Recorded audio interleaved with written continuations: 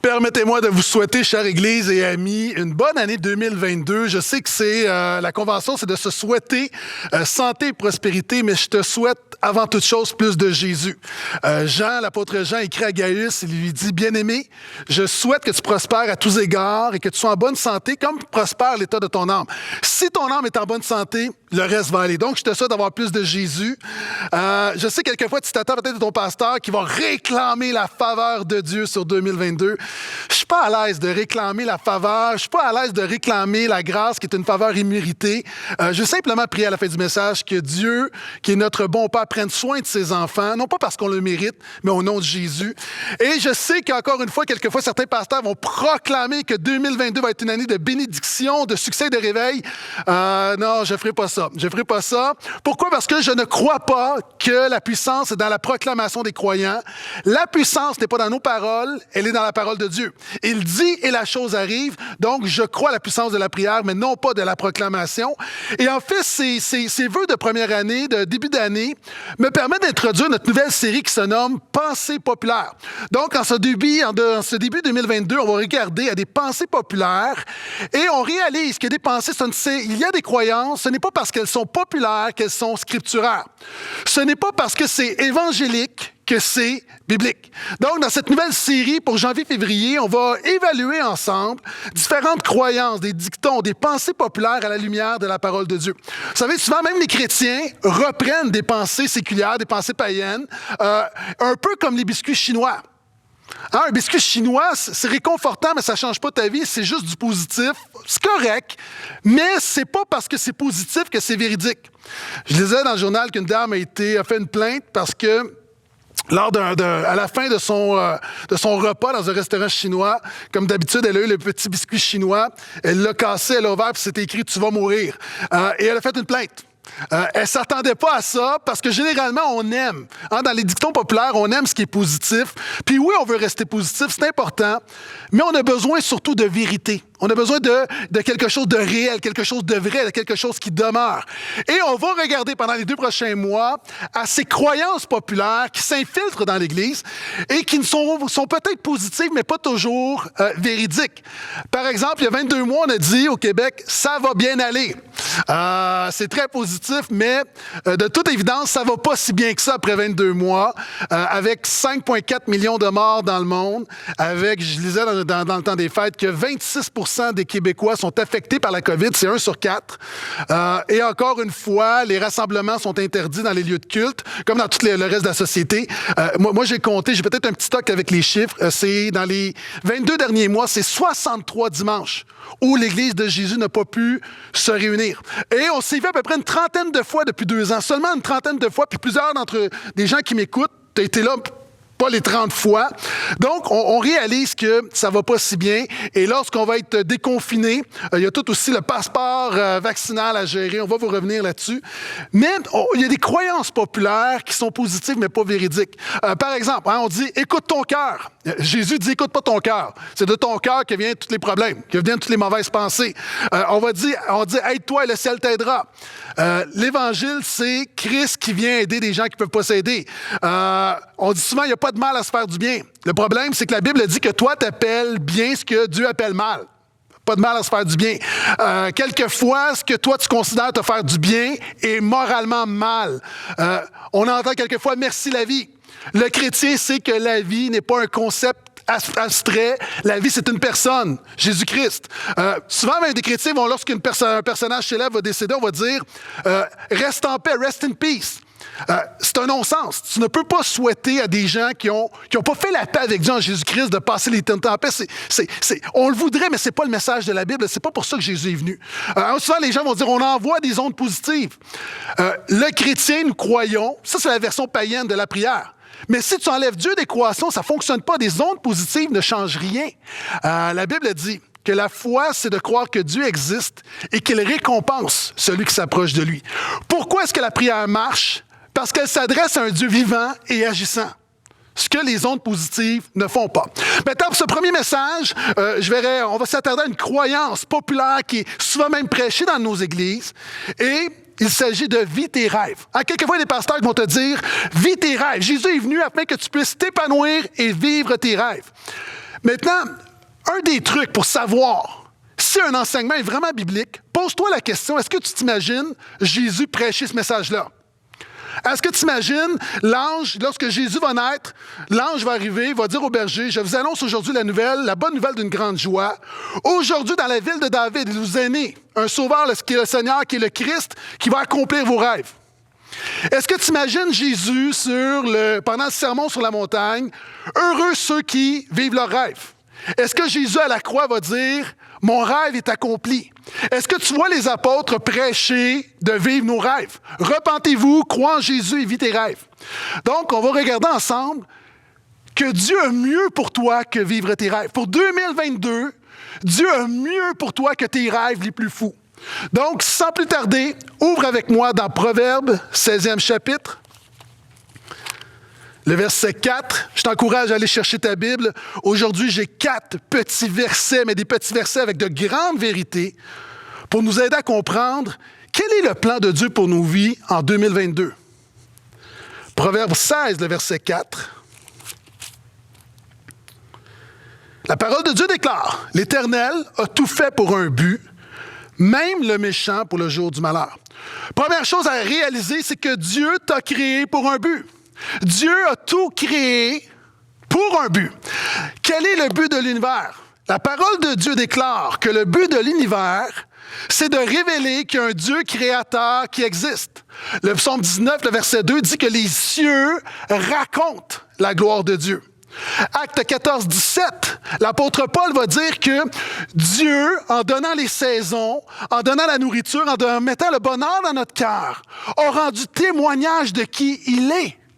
C'est pourquoi Romains 1 va dire que lorsqu'on regarde à la création, même l'être humain, sans Jésus non régénéré, peut voir dans l'immensité de l'univers les perfections invisibles de Dieu, la puissance de Dieu, voir qu'il y a un Dieu derrière la création, il y a un créateur. C'est pourquoi la Bible dit, ils sont donc inexcusables. Vous savez, Léonard de Vinci est reconnu pour n'avoir jamais signé ses œuvres. Si tu as eu l'occasion d'aller au Louvre, où tu peux voir une représentation. Lorsqu'on va au Louvre, j'ai eu le privilège d'y aller. J'ai été voir la Joconde. Tu regardes la Joconde, elle n'est pas signée. Maintenant, imagine, quelqu'un qui voit la Joconde, personne ne va se dire que c'est arrivé par hasard ou par magie. Tout le monde sait que derrière une œuvre, il y a un créateur, il y a un artiste. Et quelqu'un qui est impressionné par la Joconde va faire des recherches et veut en apprendre plus sur l'auteur, va faire des recherches et finalement va trouver dans un livre que l'auteur de la Joconde, le créateur de la Joconde, c'est Léonard de Vinci. C'est la fonction de l'univers. La fonction de l'univers, c'est l'œuvre, le chef-d'œuvre de Dieu que Dieu n'a pas signé, mais qui révèle qu'il y a un créateur.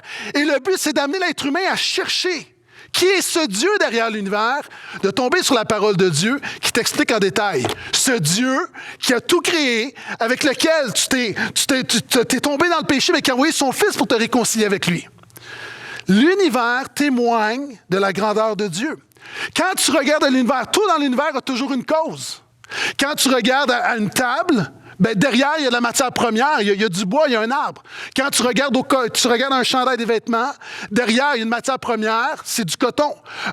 Quand tu regardes un être humain, il y a toujours une cause première. Il n'y a pas un être humain qui apparaît comme par magie. C'est toujours un ovule, un spermatozoïde qui a fécondé un ovule, et ainsi de suite.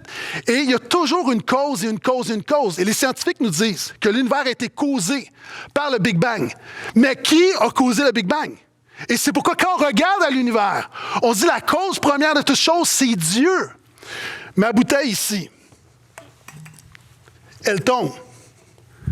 Pour tomber, ça prend une cause. Ça prend soit un tremblement de terre, soit un vent puissant, ou quelqu'un comme moi qui le fait bouger. Elle ne tombe pas d'elle-même. L'univers ne s'est pas déclenché, le Big Bang ne s'est pas déclenché de lui-même. L'univers révèle qu'il y a un Dieu. Et quand on regarde à l'univers, tout a été créé pour une raison. Si tu vas dans le grenier de ton grand-père, tu vas trouver un bidule. La question que tu vas te poser, c'est mais à quoi ça sert? Pourquoi? Parce que chaque chose dans l'univers a une fonction. Est-ce que tu savais que les microbes ont une fonction? De stimuler ton système immunitaire. Même les maringouins ont une fonction. Les maringouins sont utiles. Ils servent à la pollinisation, ils servent de nourriture pour les insectes, même ils servent de filtreurs pour les courants d'eau. Les glandes, ta glande thyroïde, petite glande, a une fonction. Elle déséquilibre totalement tout si elle ne fonctionne pas bien. Quand tu regardes à la Terre, la fonction de la Terre, c'est d'avoir un environnement pour permettre l'émancipation de l'humanité. Le Soleil contribue à ça, mais quand tu regardes à l'univers, quelle est la raison de l'univers? C'est de révéler qu'il y a un Dieu créateur. Quelqu'un devrait dire Amen. Quand tu regardes à l'ordre autour de nous, quand tu regardes les lois de la nature, quand tu vois comment tout ça est harmonieux, tu te rends compte que derrière, il y a un créateur intentionnel, rationnel. Vous savez, on nous dit que le monde a été créé par hasard. C'est comme si tu es avec moi dans ma bibliothèque, j'ai le condensé des œuvres de Shakespeare. Et je te dis, ça là, en fait, tu sais comment ça a été conçu, comment ça a été rédigé? On a pris un singe, on lui a bandé les yeux, on l'a mis devant un ordinateur, il a tapé au hasard et ça a donné l'œuvre de Shakespeare. Ça prend beaucoup de fois pour croire ça. Voyons, c'est tellement, l'œuvre de Shakespeare, c'est tellement sublime, comment ça peut avoir été généré par hasard? Mais on est prêt à dire que l'univers a été créé par hasard. Lorsqu'on regarde, la parole de Dieu déclare que lorsqu'on voit l'univers, on voit qu'il y a un but. On voit qu'il y a un créateur derrière ça. Reste avec moi, j'arrive à toi. Je n'ai pas oublié les rêves. Je veux te donner une perspective plus large. Quand on regarde à tout ce qui prend place, on réalise qu'il y a un Dieu. Et le but de l'être humain, c'est d'être en communion avec Dieu. La Bible dit qu'on a été créé à l'image de Dieu. Donc, avant de vivre tes rêves, tu as besoin de réaliser que Dieu t'a créé pour lui. Dieu t'a créé pour être en communion avec lui. Comment est-ce qu'on détermine si un lave-vaisselle, c'est un bon lave-vaisselle ou un mauvais lave-vaisselle? C'est simple. Est-ce qu'il accomplit ce pourquoi il a été créé? Est-ce qu'il fonctionne ce pourquoi dans le but dans lequel il a été créé? Lorsque nous avons acheté notre maison, il y avait un lave-vaisselle et le lave-vaisselle ne servait pas à laver la vaisselle, il servait à remiser des papiers. OK, ça peut être un super beau lave-vaisselle en inox, mais ça reste un mauvais lave-vaisselle. Pourquoi? Parce qu'il ne fait pas ce pourquoi il a été conçu. Le problème de l'humanité, c'est que majoritairement, l'être humain ne fait pas ce pourquoi il a été conçu. Mon ami, tu as été conçu pour être en communion avec le Dieu qui t'a créé. Dieu t'a créé pour lui. C'est Augustin qui dit, « Tu nous as fait pour toi, Seigneur, et notre cœur est sans repos, tant qu'il ne repose pas en toi. » C'est Blaise Pascal qui disait, « Il y a dans l'être humain un vide en forme de Dieu. » Dieu t'a créé pour être en communion avec lui. La Bible dit qu'il a mis la pensée de l'éternité dans notre cœur. Donc, Dieu t'a créé pour un but. Dieu t'a créé pour un but. Mais ce but n'est pas de vivre tes rêves. Regardons ensemble, quel est ce but? Allons dans le psaume 144, le verset 15. Psaume 144, le verset 15. Tu as besoin d'un but supérieur. Vous savez, j'aime beaucoup manger de la malbouffe. Moi, je mangerais de la poutine à tous les jours. Hein? Prends un enfant, tu peux lui donner pour déjeuner de la poutine, pour dîner des hot dogs, pour souper des hamburgers, puis il va être content, puis un joyeux festin comme collation de soir, et tu peux le nourrir de malbouffe continuellement, puis il va être heureux. Pourquoi les adultes ne font pas ça? Si tu fais ça, contacte un pasteur, il est là pour toi. Okay? Pourquoi, bien que j'aime la malbouffe, pourquoi je me limite à manger la malbouffe? Parce que j'ai un intérêt supérieur à mon désir immédiat. Ma santé. Je sais que je peux manger de la poutine continuellement, mais je sais qu'éventuellement, je vais avoir des problèmes de santé. Donc, ma santé est plus importante que mon désir immédiat. Le chrétien est celui qui doit comprendre, à la lumière de la parole de Dieu, par l'œuvre du Saint-Esprit, la grâce de Dieu sur ta vie, que tu vis ta vie pour un intérêt supérieur. C'est pourquoi les messages qui te disent « Vis tes rêves, entre dans ta destinée, active ton appel ». Le problème, c'est que c'est de la malbouffe spirituelle qui ne te fait pas voir l'intérêt supérieur, ce pourquoi Dieu t'a créé. Et regarde ce que dit le psaume 144, le verset 15. « Heureux le peuple dont l'Éternel est le Dieu. » Tu as besoin de comprendre l'intérêt supérieur. dans la création de l'humanité. Pourquoi? Et là, ça va faire mal, mais reste avec moi. Parce que tu as besoin de comprendre. Le mensonge derrière Vis tes rêves, c'est que Dieu t'a créé pour que tu sois heureux. Voici la deuxième vérité. Dieu t'a créé pour un but. La deuxième vérité, le but numéro 1 de Dieu n'est pas que tu sois heureux. Le but numéro 1 de Dieu n'est pas que tu sois heureux. Écoute bien, ne me fais pas dire ce que je n'ai pas dit. Je ne dis pas que Dieu veut que tu sois malheureux. Je dis simplement que ton bonheur, dans l'échelle des priorités de Dieu, n'est pas l'élément numéro 1. Pourquoi? Quand tu regardes au mot « heureux » dans la Bible, qui se retrouve à peu près 130 fois, on se rend compte que le bonheur de l'homme est toujours un effet secondaire. C'est toujours un effet secondaire bénéfique d'autre chose. C'est toujours la conséquence de quelque chose. Jamais dans la Bible, tu vois que Dieu veut simplement rendre l'homme heureux. Le bonheur, être heureux, c'est toujours la conséquence d'une juste relation avec Dieu. C'est jamais le but premier. Le but premier, c'est d'être en communion avec Dieu. Et quand tu es en communion avec Dieu, tu es heureux. Heureux l'homme qui ne marche pas selon le conseil des méchants, mais qui trouve son plaisir dans la loi de l'Éternel. Psaume 2,12. Heureux celui qui se confie en Dieu. Le but numéro 1, c'est que tu te confies en Dieu. L'effet secondaire, c'est que tu vis du bonheur, que tu es heureux. La parole de Dieu déclare « Heureux celui qui espère en l'Éternel. Heureux celui dont la faute est effacée, dont le péché est pardonné. Heureux celui qui craint l'Éternel. Heureux celui qui habite la maison de Dieu. » Jésus va dire dans les Béatitudes, Matthieu 5, 1 à 11, « Heureux ceux. » C'est toujours la conséquence de quelque chose. Donc, le problème, souvent de fois, les chrétiens croient que le but premier, c'est ton bonheur. Et tu n'as pas compris que le bonheur, Dieu veut que tu sois heureux, mais c'est un effet secondaire de autre chose. Et pourquoi te rendre heureux n'est pas le but numéro 1 de Dieu? C'est parce que nous avons une fausse conception du bonheur.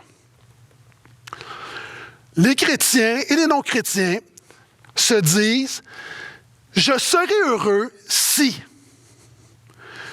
j'ai un mari, là je vais être heureux. Si j'ai une femme, si je me marie, je vais être heureux. Si je réussis à acheter une maison, je vais être heureux. Si j'ai un bébé, je vais être heureux. » Toutes des choses hyper légitimes en passant. Si j'ai le poste convoité, je vais être heureux. Si j'ai ma guérison, je vais être heureux. Si j'ai plus d'argent, si j'ai cette promotion, je vais être heureux. Et on passe notre temps à chercher le bonheur dans des choses secondaires, dans des choses qui ne sont pas la source première du bonheur. Ce qui fait qu'on passe notre vie, puis il y a des chrétiens comme ça qui passent leur vie à courir après le bonheur sans jamais le trouver. Ne réalisant pas ce qu'Élisabeth Elliott a dit. Le secret est Christ en moi, pas moi dans des circonstances différentes. Notre problème, et il y a des prédicateurs qui, sans le vouloir, c'est ce qu'ils prêchent. Le problème, c'est qu'on pense qu'on peut être heureux sans Dieu. Hein? Paul va dire à Timothée, 2 Timothée 3,4, de ceux qui aiment leur plaisir plus que Dieu. OK, écoute-moi bien. Le bonheur, c'est comme un arbre. Il a besoin d'être enraciné dans quelque chose pour s'épanouir. Le bonheur, souvent, ce n'est pas un état comme ça qui arrive. Le bonheur est enraciné dans quelque chose. Il est enraciné en Jésus. Il y a trop de gens qui se servent de Jésus pour avoir le bonheur, alors que si tu poursuis Jésus, tu vas avoir le bonheur. Quelqu'un devrait dire Alléluia. Parce que Dieu, le but de Dieu n'est pas que tu sois heureux, mais que tu réalises que tu ne peux pas être heureux sans Dieu. Je le répète. Le but ultime de Dieu n'est pas que tu sois heureux, mais que tu réalises que tu ne peux pas être heureux sans Dieu. Mon ami, tu ne peux être heureux qu'avec Dieu. C'est pourquoi Paul va dire dans Philippiens 3,10, mon but premier, c'est de le connaître, de connaître Jésus. Psaume 78, 28. Hein? C'est comme, je m'attache, m'approcher de Dieu, c'est mon bien, c'est mon bonheur. Dieu veut que tu sois heureux, mais il veut que d'abord tu sois en communion avec lui, et le bonheur va être la conséquence d'une juste relation avec lui. Et Dieu veut que tu le réalises. Puis il y a des chrétiens, malheureusement, qui ne vont jamais le réaliser. Vous savez, il n'y a rien de pire qu'être dans une ville romantique sans ton épouse. Moi, je me suis retrouvé à Paris sans ma femme. Comme on dit en hébreu, c'est poche. Tu es à Paris, la ville des amoureux, sans ta femme. Donc, ma femme devait quitter, elle est venue avec moi. Bon, on a fait une petite tournée en France. Elle est partie, je suis à Paris. Je suis à Paris. Est-ce que j'ai le goût d'aller voir la Tour Eiffel seul? Non. Est-ce que j'ai le goût de marcher sur les Champs-Élysées seul? Peut-être qu'il y a des gens qui le font. Moi, je trouve que la bénédiction de l'affaire, c'est d'être avec ton épouse. Donc, j'étais à Paris, puis j'ai passé 3 jours dans ma chambre à lire, alors que j'aurais pu faire plein de choses. Mais pourquoi? Parce que je trouvais que Paris perd sa saveur sans l'être aimé. Là, il y a des gens qui savent que là, je ramasse des bons points, là. Donc, c'est quelque chose d'être à Paris, mais le but, c'est d'être avec quelqu'un que t'aimes. J'ai vécu la même chose à New York, d'être à New York sans ta femme, c'est pas... Donc, d'être dans les plus belles villes du monde, ça vaut pas la peine si t'es pas avec celle que t'aimes. C'est exactement ce que Dieu veut que tu comprennes. Dieu veut que tu réalises que la vie vaut seulement la peine d'être vécue quand tu es en communion avec lui. Dieu veut que tu réalises que tu peux être heureux qu'avec Dieu. Puis c'est pourquoi, et là reste avec moi, là, ça devient intense, que le chrétien peut être heureux même dans l'épreuve. Pourquoi? Parce que notre bonheur n'est pas dans les circonstances, mais il est en Dieu. Donc c'est pourquoi la Bible dit « Heureux ceux qui pleurent ». C'est un non-sens. Comment est-ce que je peux être heureux en pleurant? Heureux ceux qui pleurent. Pourquoi? Parce que Dieu est avec toi. Si tu es un enfant de Dieu, Dieu est avec toi. Jacques 1,12 dit « Heureux celui qui endure la tentation ». Comment est-ce qu'on peut être heureux lorsqu'on lutte contre le péché puis lorsqu'on résiste à la tentation? Où est le bonheur là-dedans? C'est pas Walt Disney. Pourquoi? Parce que Dieu est avec toi. La Bible dit « Heureux ceux qui souffrent pour la justice ». 1 Pierre 3,14. Comment est-ce qu'on peut être heureux en souffrant? Parce que Dieu est avec toi. La Bible dit, un petit peu plus loin, toujours dans 1 Pierre 4,14, chapitre plus loin, « Heureux ceux qui sont outragés pour leur foi ». Comment est-ce que tu peux être heureux lorsque tu vis de l'injustice à cause de ta foi? Parce que Dieu est avec toi. Apocalypse dit « Heureux ceux qui meurent dans le Seigneur ». Voyons, comment tu peux être heureux en mourant? Parce que Dieu est avec toi. C'est C.S. Lewis qui dit « Ne laisse pas ton bonheur dépendre de quelque chose que tu peux perdre. » Donc, Dieu veut que tu le poursuives. Poursuis Jésus. J'ai fait une chose. Je poursuis Christ, dit l'apôtre Paul. Donc, Dieu t'a créé pour un but. Et le but numéro 1 de Dieu n'est pas que tu sois heureux. C'est que tu sois en relation avec lui. C'est pour ça qu'il a envoyé Jésus. Mais ce n'est pas tout. 3e grande vérité. Quand tu réalises que le but numéro 1 de Dieu, c'est pas de te rendre heureux, tu réalises également que tes rêves ne sont pas ses rêves. Ésaïe 55, versets 8 à 9, un passage très connu.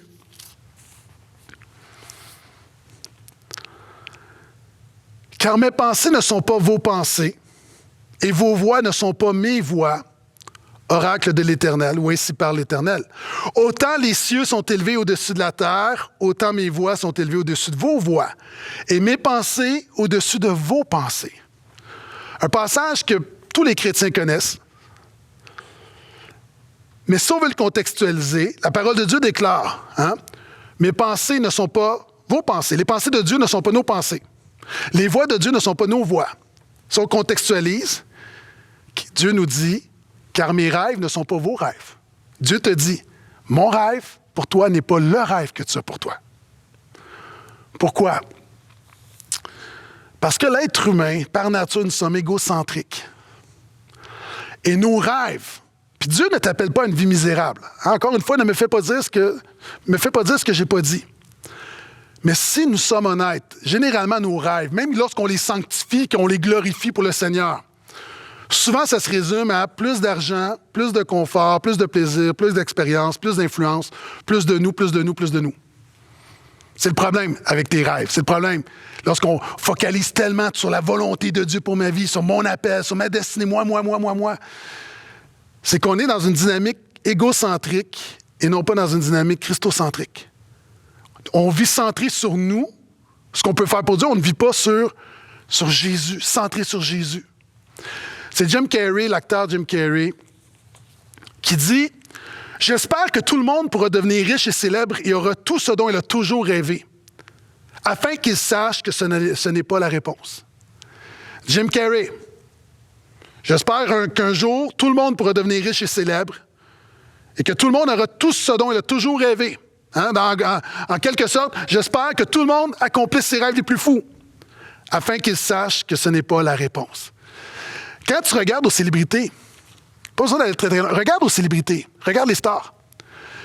Ils ont la gloire, ils ont l'argent, ils ne se privent de rien. Et tu n'as probablement pas de gens aussi dysfonctionnels dans la société que les stars. C'est des stars qui m'écoutent, là, pardonne-moi, là, mais c'est des gens dysfonctionnels, dépendants. Tu vois des célébrités, le gars est marié avec une des plus belles femmes du monde, puis il va la tromper.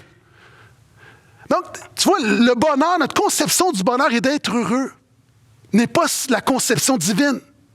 Dieu a une perspective divine, éternelle. On voit des célébrités qui se suicident.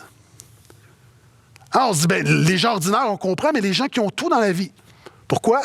Parce que le bonheur n'est pas là. Le bonheur ne se trouve qu'en Dieu. Le bonheur ne se trouve qu'en Dieu. Tu nous as fait pour toi, Seigneur, et notre cœur est sans repos tant qu'il ne repose pas en toi. Encore une fois, Augustin. Et ce que le texte d'Ésaïe nous dit, c'est que nous avons besoin, pour comprendre ce que Dieu veut faire dans ta vie, tu as besoin d'une perspective divine éternelle. C'est simple. Si tu veux voir plus loin, tu as besoin de monter plus haut. Tu es dans une forêt, tu es perdu. Si tu veux voir plus loin, tu as besoin de monter plus haut. Plus tu montes haut, plus tu vois loin. C'est pourquoi Dieu n'a pas la même perspective que nous, parce que Dieu voit plus loin que nous. Il a une perspective éternelle. C'est pourquoi Dieu dit « Tout concourt au bien de ceux qui aiment Dieu », alors que nous, on voit le mal, on voit la mort, on voit le divorce, on voit la faillite, on voit les difficultés. On se dit « Mais où est le bien là-dedans? » Mais nous, on a l'arbre dans le visage, mais Dieu, lui, voit toutes choses. Dieu a une perspective éternelle. Il voit l'œuvre qu'il fait. Il voit le bien qu'il fait dans ta vie au travers le mal que tu subis. Et ça prend beaucoup de maturité chrétienne pour le réaliser. Pour dire, Seigneur, donne-moi cette perspective divine éternelle. Et je vais aller plus loin. Et là, reste avec moi, ça devient encore plus intense. Tes rêves les plus grands, tes rêves les plus fous, les choses les plus glorieuses que tu vas accomplir. Même ça, c'est pas assez haut et c'est pas assez loin pour Dieu. Qu'est-ce que je veux dire? Dans le village où Christophe Colomb est décédé, sur le bord de l'océan en Espagne, il y avait, sur le bord de la mer qui mène à l'océan, historiquement, il y avait un lion qui pointait vers l'océan. Puis à l'époque, je te rappelle qu'on croyait qu'il n'y avait rien, hein, l'océan s'arrêtait. Hein, à un moment donné, que les bateaux arrivaient puis tombaient dans le vide. Et il y avait un lion, puis c'était écrit « Rien plus loin ». Donc, on pensait que ça s'arrêtait à quelques kilomètres, puis l'océan s'arrêtait. Et Christophe Colomb s'est dit « Il y a peut-être plus ». Bon, il s'est perdu, ça c'est autre chose, mais on va quand même donner le crédit. Il s'est rendu en Amérique. Lorsqu'il est revenu, il disait hey, il y a beaucoup plus, il y a beaucoup plus. Et à sa mort, on a modifié la statue. Au lieu d'avoir un lion, parce que je sais que plusieurs d'entre vous, tu connais bien l'histoire, au lieu d'avoir un lion qui pointe vers l'océan, vers la mer en disant « Rien plus loin », sa patte cache le rien, et la seule chose qui reste, c'est plus loin. Un homme a fait réaliser qu'il y avait plus loin. Lorsqu'on prêche, lorsqu'on prie, lorsqu'on dit « Seigneur », puis c'est nos rêves, puis nos rêves, puis nos rêves, puis nous, on ne réalise pas que Dieu a encore plus pour toi. En fait, contrairement à ce qu'on pense, ceux qui prêchent, vis tes rêves. C'est une vie chrétienne limitée. C'est pas assez glorieux comparativement à ce que Dieu a pour toi. Et Jésus est venu pour nous dire qu'il y a plus. Frères, sœurs, amis, il y a plus que ce qu'on voit au bout du monde. Il y a plus que vivre 80 ans. Il y a plus que le métro, boulot, dodo. Il y a plus que les comptes, il y a plus que l'hypothèque. Il y a une gloire éternelle qui nous attend. Et je termine avec voici le plus que Dieu a pour nous. Éphésiens 1. Éphésiens 1. Donc, alors qu'on évalue, vis tes rêves, à la lumière de la parole de Dieu, on réalise que Dieu t'a créé pour un but. Oui. Tu Tu n'as pas erré sans but dans la vie. Dieu a un but pour toi. Le but numéro 1 de Dieu, par contre, n'est pas que tu sois heureux. C'est que tu prennes plaisir en lui et que tu vives le bonheur qu'il a pour toi, qui est un effet secondaire, qui est une conséquence d'une juste relation avec lui. Lorsque tu le réalises, tu réalises également que tes rêves ne sont pas les rêves de Dieu. Et ultimement, et c'est le plus important, la vérité la plus importante à retenir du message, alors qu'on a bâti quelque chose, la parole de Dieu déclare que Dieu ne t'a pas créé pour vivre tes rêves, mais pour vivre pour sa gloire. La gloire de Dieu est plus grande que tes rêves les plus fous. Éphésiens 1, le verset 11 à 12. En lui, nous avons aussi été mis à part, prédestinés selon le plan de celui qui opère tout selon la décision de sa volonté. Écoute bien. Afin que nous servions à vivre nos rêves? Non. Afin que nous servions à célébrer sa gloire, nous qui d'avance avons espéré en Christ. Je te ramène au bidule dans le grenier de ton grand-père. Tu te dis, mais à quoi ça sert? Hein, la planète, à quoi ça sert? L'univers, à quoi ça sert? Tu sers, Dieu t'a mis sur la terre pour célébrer sa gloire. Et ça sera toujours plus grand que tes rêves. La gloire de Dieu est le thème central de la Bible. La gloire de Dieu vient du mot hébreu kabod, qui veut dire le poids. C'est la renommée, c'est l'honneur. Dieu t'a créé pour que tu vives à sa louange, à son honneur. Que tu vives pour sa renommée. C'est pourquoi la Bible dit « Rendez gloire à Dieu ». C'est-à-dire reconnaître ce pourquoi Dieu t'a créé. La gloire, c'est tellement important que Dieu est appelé, Psaume 24:7, qu'il est le roi de gloire. Isaïe 6:3, Saint, Saint, Saint, le Seigneur est la gloire, la terre est remplie de sa gloire. 2 Chroniques 7:1, qu'est-ce qui descend dans le temple? La gloire de Dieu. Agé 2:9, le prophète dit, la gloire de cette deuxième maison sera plus grande que la première. Pourquoi? Parce que dans ce temple, dans la maison dont on parle, Jésus va marcher. Jean 14 nous dit que lorsque la parole a été faite chair, nous avons vu sa gloire. Quand Jésus a fait le premier miracle, la Bible dit, aux noces de Cana, il commença à manifester sa gloire. Jean 11:4, lorsque Jésus apprend que Lazare est mort, il dit, cette maladie n'est pas pour la mort, elle est pour la gloire de Dieu. Et il dit à sa sœur, au verset 40, je te dis que si tu crois, tu verras la gloire de Dieu.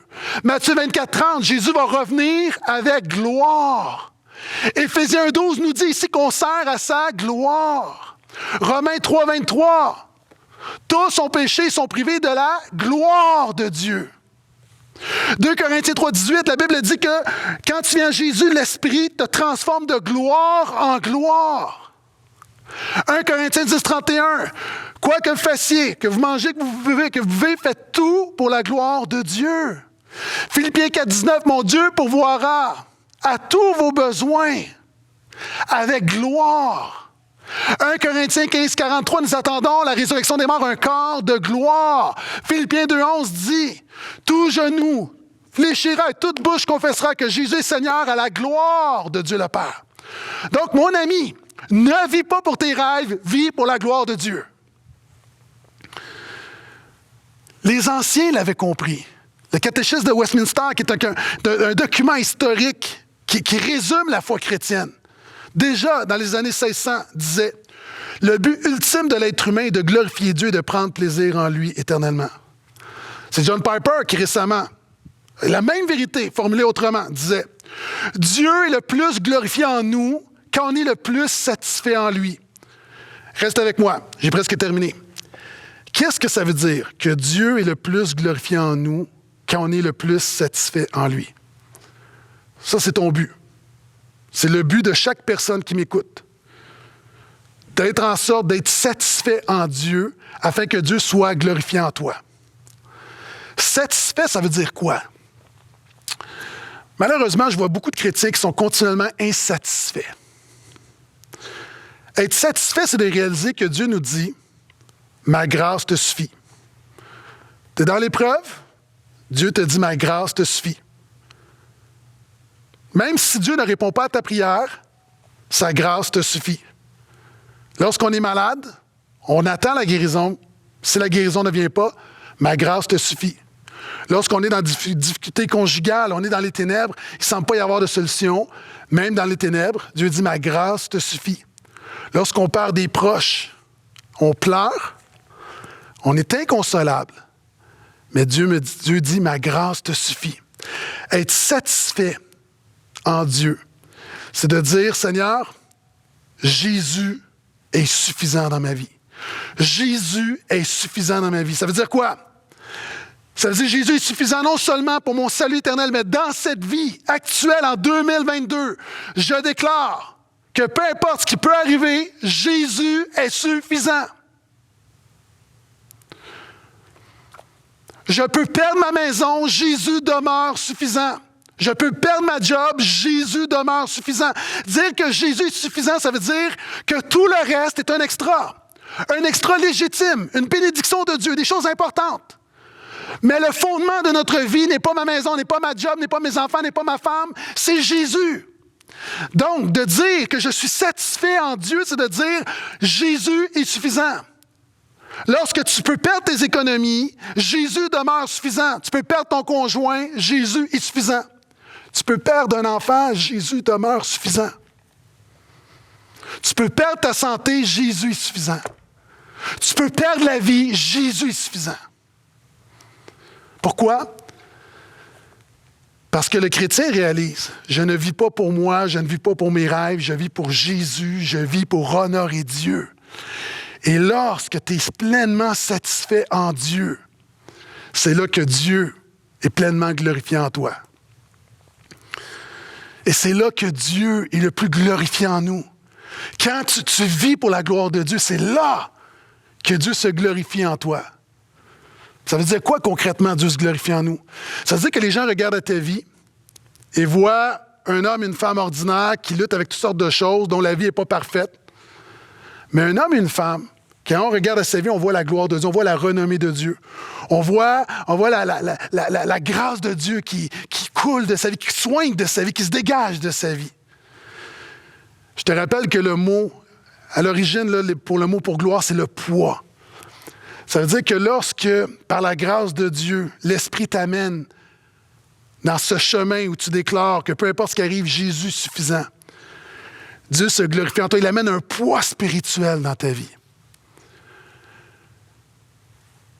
Vous savez, dans un bateau, il y a ce qu'on appelle le ballast. Le ballast, c'est quoi? Le ballast, c'est sous le bateau. C'est un endroit où on laisse entrer l'eau pour donner du poids. Pourquoi les navires peuvent affronter des tempêtes incroyables et rester stables? À cause du ballast. Le ballast, il y a un poids qu'on ne voit pas. Quand le chrétien ne vit pas pour ses rêves, mais vit pour la gloire de Dieu, ça amène un poids spirituel dans ta vie. En 2022, peut-être qu'il va y avoir des tempêtes. Il va y avoir des choses, ça va souffler. Peut-être qu'il y a des gens, tu m'écoutes, puis déjà, ça souffle très fort. Tu es peut-être déjà dans une tempête. Tu ne peux pas éviter les tempêtes. Mais tu peux avoir un poids de gloire, une stabilité qui va te permettre de passer au travers 2022. Ma plus grande prière pour toi en 2022, c'est que tu sois persévérant pendant les 360 prochains jours.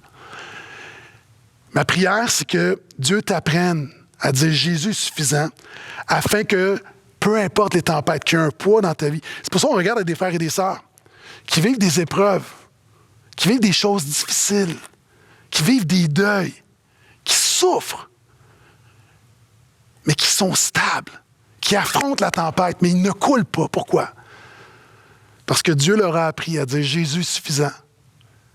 Et ce faisant, Dieu leur donne un poids de gloire qui leur donne une stabilité dans l'épreuve. Frères, sœurs, je veux pas souffrir, je te souhaite pas de souffrir, je te souhaite pas des épreuves. Mais je prie que Dieu nous donne d'être satisfaits en lui, de se réjouir en lui, de vivre pour sa gloire, non pas pour nous-mêmes, afin qu'il dépose un poids de gloire dans nos vies, qu'il nous donne une stabilité dans l'épreuve. C'est ce que je te souhaite pour 2022. Prions. Seigneur, merci pour cette nouvelle année, pour la grâce de cette nouvelle année. Seigneur, je prie que chaque personne qui m'écoute réalise ce pourquoi il est sur terre. Seigneur, tu ne nous appelles pas à une vie misérable, tu ne nous appelles pas à la pauvreté, tu ne nous appelles pas à souffrir pour souffrir. Tu nous appelles à prendre plaisir en toi et à te glorifier, peu importe les circonstances. Seigneur, je sais que c'est un message qui peut être en même temps encourageant et effrayant. Seigneur, nous voulons vivre pour ta gloire. Pardonne-nous d'avoir, et je parle pour des chrétiens, d'avoir même tourné la vie chrétienne pour la centrer sur nous. Pardonne-nous pour notre malbouffe spirituelle, pour nos croyances qui nous font du bien, mais qui sont éphémères et qui ne donnent pas la robustesse spirituelle pour faire face à la difficulté ou aux difficultés de la vie. Seigneur, je sais qu'on a tous des aspirations, on a tous des rêves. J'ai des rêves, mais je suis prêt à sacrifier mes rêves pour ta gloire. Donc apprends-nous, Seigneur, à ce que le but ultime de nos vies soit de te glorifier. Seigneur, personne, en 2022, personne ne veut souffrir. Personne ne veut être éprouvé. Mais Seigneur, la vie est la vie. Et on ne contrôle pas ce qui va se produire en 2022, mais nous connaissons le Dieu qui contrôle toutes choses. Donc, Seigneur, on te prie, apprends-nous à déclarer en toutes circonstances, Jésus est suffisant. Je suis conscient que c'est plus facile à dire, c'est plus facile à prêcher qu'à expérimenter. Je ne suis pas naïf et moi, le premier, je ne veux pas donner l'impression d'être tellement spirituel, de ne pas être affecté par les choses de ce monde. Seigneur, on regarde quelquefois aux situations et on peut être craintif. Mais Seigneur, nous savons que c'est la vérité. Nous n'avons pas besoin, encore une fois, de petites vérités populaires qui nous font du bien, mais qui sont éphémères. Seigneur, nous avons besoin de vérités solides qui nous rendent inébranlables. Et c'est ce que je prie pour 2022, pour les frères et les sœurs. Je prie que tu nous rendes inébranlables, que tu nous apprennes à prendre notre plaisir en toi, se satisfaire en toi, et que tu nous donnes la grâce d'expérimenter ce poids de gloire qui nous donne une stabilité dans la tentation, dans l'épreuve, dans les difficultés. Seigneur, je prie pour ta grâce pour chaque personne qui m'écoute, ta grâce pour chaque croyant. Je prie qu'aucun ne se perde. Seigneur, alors qu'on peut se souhaiter la prospérité, la santé et perdre notre âme, Seigneur, je prie que la chose la plus importante, c'est que nul ne perde son âme en 2022. Tu es le gardien de mon âme. Garde-nous. Garde-nous. Je prie pour les couples. Je prie pour les couples, une protection spirituelle sur les couples, une protection surnaturelle sur les foyers, sur les familles. Seigneur, nous prions pour notre pain quotidien en 2022. Et je prie pour des amis qui visionnent cette prédication et peut-être viennent de réaliser ce pourquoi Dieu les a créés. Seigneur, je te prie que tu puisses leur faire réaliser, par le miracle de la nouvelle naissance, combien tu as tellement plus à leur offrir que ce que ce monde peut leur offrir. Combien tes voies ne sont pas nos voies, tes pensées ne sont pas nos pensées. Combien ta gloire est tellement supérieure à n'importe quoi d'autre. Seigneur, donne-nous par ton Saint-Esprit de nous élever, d'avoir cette perspective divine éternelle, de voir plus loin. Seigneur, donne-nous de voir plus loin que 2022, donne-nous de voir plus loin que les 10 prochaines années, donne-nous de voir plus loin que notre vie, donne-nous de voir à l'éternité. Donc, Seigneur, en terminant, je prie pour 2022. Dans ta grâce, je prie que tu puisses nous bénir, que tu puisses nous combler, que tu puisses nous garder. Et nous voulons que cette année 2022 soit à ta gloire et à ta gloire seule.